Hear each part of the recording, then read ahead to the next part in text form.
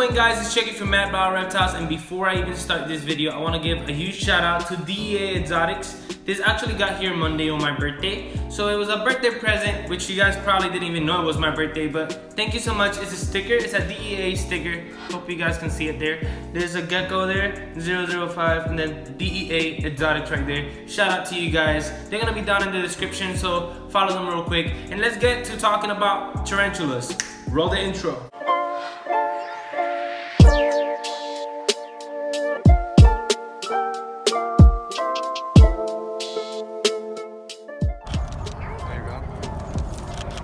You guys should start snapping shots. No, just keep snapping, Alright guys, so let's take out my new tarantula, which no one on YouTube has ever seen, unless you have me on Instagram. I already posted 2 pictures of it. If you guys don't have me on Instagram, it will be on the description as well. And it is not a rose hair tarantula this time. It is a Arizona blonde. I cannot say the scientific name. I suck at scientific names. I know how to write it, I just can't say it. My accent doesn't allow me to say much. But this is an Arizona blonde, and I want to talk about tarantulas in general, not just this species. I will do a video on this species by itself later on, but today I want to talk about tarantulas and arachnophobia, or the fear of spiders. So tarantulas are not really harmful to humans unless you are allergic, so it pretty much works like the venom of a bee or a wasp. What they can do is kick up some of the hairs in the back.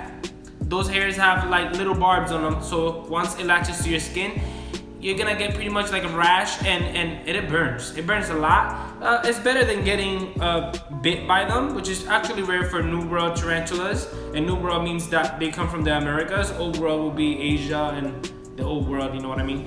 And then most New World tarantulas' first defense is the hairs. So they're, for the most part, very defensive with the hairs, not too much with biting. But if you push their buttons, they will freaking bite you, and you're gonna go to heaven and come back in 2 seconds, I promise you. Whoa, where are you going? Stop going so fast. So they feed on insects, or pretty much anything that moves in front of their burrow or wherever they live, depending on the species. If they don't find anything, they might go out and catch something and come back home, but for the most part they stay on their burrows most of their life, and the male comes out of the burrow and starts walking around looking for females. This specific species, I have read that they come out after 10 years. That's when they're actually ready to breed. That's nuts. That's nuts. So this specific species is from the desert. Whoa. There are tree tarantulas, or tarantulas that climb trees. There are ones that burrow, ones that make little spider webs, and some of them barely make any. This one doesn't make too much spider web. My rose hair used to make a lot more spider webs. So the personality of this spider, as you guys can see, he just moves a lot, but he has not kicked off any of the hairs, so he's not stressing too much.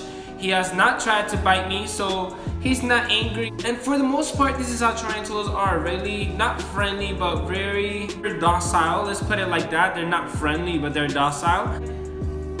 I be thinking, like, why do some people fear such an animal that really does not want to hurt anybody or do anything to anyone? I mean, as you guys saw, I put this spider on a girl's face, and there's a purpose to that, and I will talk about the purpose on the spider on someone's face and what does it mean and why did I allow it. We'll get into that. So why do people fear them? Fear of tarantulas or spiders in general, which is arachnophobia, could come from many different things, including TV, just maybe watching a movie where there's a tarantula and they perceive the tarantula to be evil or venomous and kill people around. Science itself, maybe you read something about a tarantula, or maybe a spider in general, that is venomous and can like melt your skin or something, and you just got really afraid while reading that article. Or maybe the fear of spiders come from somebody else that fears spider. It just latches onto you. You know, if you see your mom as a little kid, you see your mom freaking out over a spider, of course you as a little kid is like, yo, my mom's trying to protect me and she's scared of a spider, of course I'm gonna be scared of a spider too. So you become afraid. Another thing is personal experience. Maybe you don't like the way they move or the hairs, or maybe you're just afraid of them because you got bit one time or one of them got on you and it felt weird. But arachnophobia can be cured, and the first cure is education. Just learn about them. Learn how docile they are. I mean, I could literally pick this guy up, turn him around, and literally rub his belly, and I'm okay. Look. Ah, he's trying to stand up. All right. Turn around and rub his belly. Whoop. And he turns around and that's it. He didn't bite me or even kick off some of his hairs. He's just allowing me to do whatever. And I just don't see why some people fear them. So there's a couple things you can do to face your fears and treating arachnophobia. And one of the things I do is the names I give my animals are very like people name, like George. That's my ball python, my banana ball python. Now this one, my friend Gio's wife, which is Gio is a photographer, so his wife named this one Harry, and I allowed it because it's just such a cute name for tarantula, which most people will be terrified. Maybe sometimes when people are like, oh my god, that's a tarantula, I could just be like, yeah, and his name is Harry. They're like, oh, that's a cute name for such an ugly animal. That's something they actually say. And I just be like, yeah, but Harry is super friendly. Like, don't talk about the tarantula as a tarantula or a spider. I talk about him like if he was a person. Like, Harry's super friendly. Harry is just, he's freaking awesome. He lets me rub his belly and tickle him. And I show people that his fangs. I'm like, yeah, he could actually do a lot of damage to me, but he just chooses not to.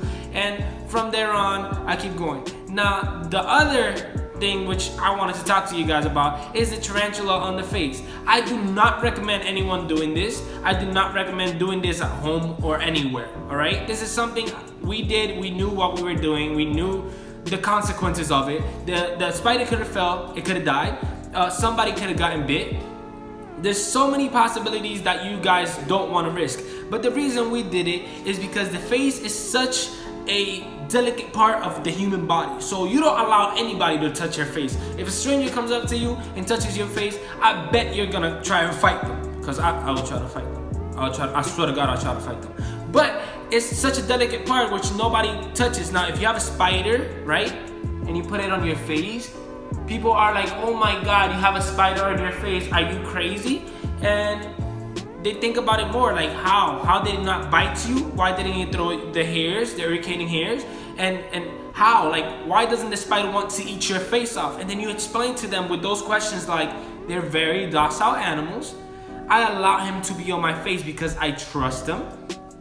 And different things like that. So it's a lot of psychological things that I do to allow people to face their fears with spiders. Alright guys, so I put Harry back in his enclosure. I just need you guys to share this video with anybody that has arachnophobia. I want you guys to like this video, comment, and if you haven't subscribed, please subscribe, bro. Do me that favor. But please share this video with anyone that fears spiders. I want everyone to face their fears already.